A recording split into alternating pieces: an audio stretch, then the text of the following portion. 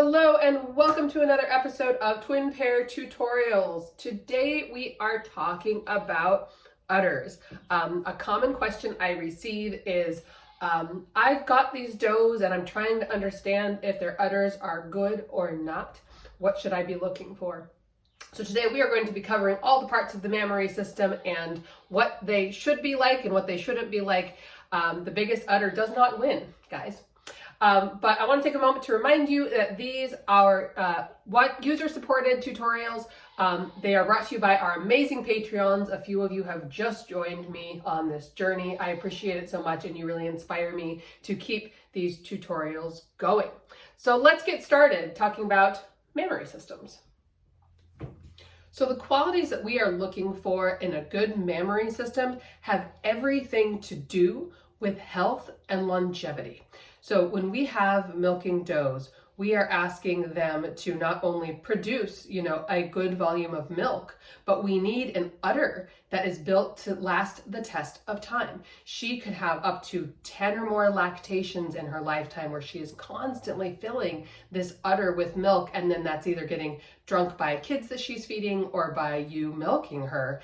And so there is this constant use and abuse of a mammary system. And if it is not built to last, this udder may be dragging on the ground.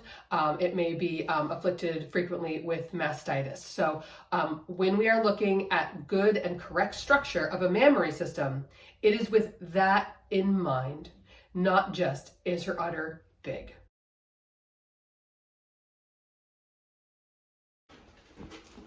So when we're evaluating udders, we are going to be looking from the side as well as from behind. So from the side, we can look at what's called her foreudder. The foreudder is the area in front of the rear leg that comes up into the belly. Now, when we look from the back, this is what we call their rear udder. So when we are looking at udders, the most important thing it will always come down to are what are called her udder attachments. So this is how well attached this mammary system is to this body. Now we want a really snugly attached mammary system in order for this udder to hold up for a lifetime. So we are going to look at three different areas. So the first area we're going to look at is the foreudder. We are going to look at how smoothly it blends into her body. We're going to look to see if it has a pocket. Some have like a full-on shelf there you can put your fingers in. Now you got to be nice to first fresheners because sometimes they have a pocket that they're going to fill, or an overfull udder will develop a pocket. So we like to see a foreudder that's smoothly blended into the body, and foreudder extension is very nice. There's not a lot of it, at least in the breed that I have, but I'm going to show you a doe who has very nice foreudder extension here momentarily. But this is pretty nicely attached. So this doe has a beautiful foreudder extension. So this area of the front of the udder that goes up into the body. So that is really beautifully attached in the front. This yearling first freshener has a pretty distinct pocket in her foreudder, which she may or may not outgrow in future freshenings. Now, when we look at the rear, we want to see an udder that is also well attached to the body from essentially her udder to her legs. So you can see these skin flaps. Wish I had a little more light in here. That are attaching that udder to those, essentially the inside of those thighs and the rear legs. This 3-year-old doe lacks rear attachments. You can even see the light shining through. It is only attached to the upper part of her body. This is much less desirable in terms of longevity. And then there are the lateral attachments, which unfortunately you cannot see, but that is the area inside sort of her armpit here. So we want to see big points of connection that are going to hold that mammary system up. Really excellent attachments will hold up this udder for a lifetime. A doe with excellent rear, fore, and lateral attachments will have an udder that does not move, wibble, or wobble when she's on the move. You can see this doe, who is excellent in all three, has a just very tight udder. It doesn't move at all as she walks around.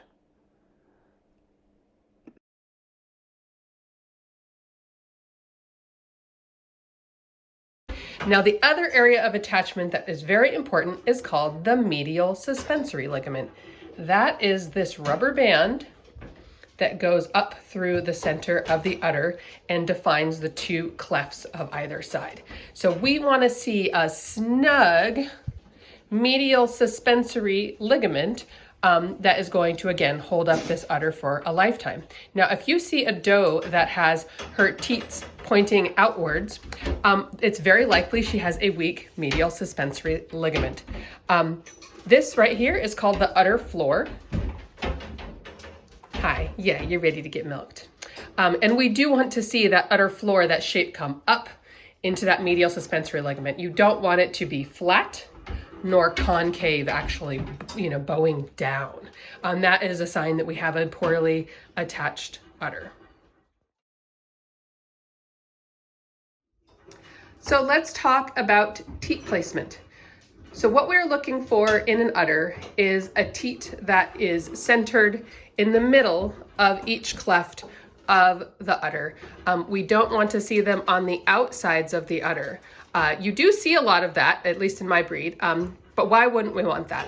So when we have teats that are on the outside of the udder, they're very likely to rub upon the legs as the doe walks around, and that is likely to cause mastitis. So an infection that travels up through the orifice at the bottom of the teat, it can cause her udder to become infected. So remember, we want a goat that's going to stay healthy for a long, long time.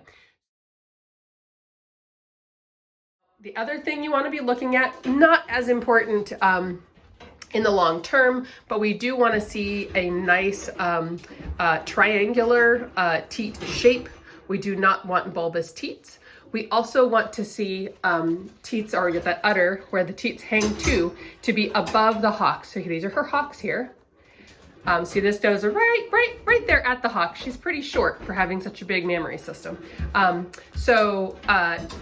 We do not want big overblown teat shapes if you are looking for a correct teat shape, even though they might be really fun to milk. This doe has teats that are not the correct shape. They're kind of bulbous and look overblown. This doe's teats are already hanging below her hocks at only 2 years old. Might be a problem later.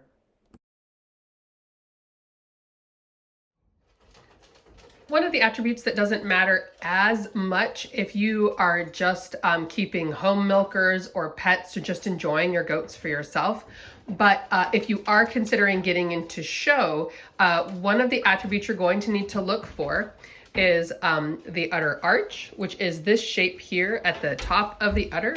We actually want it in the show ring to be like a big, beautiful U, not tight and narrow. We also want to see an udder that is as close to the vulva as possible. We want to see as little fleshing right there as possible.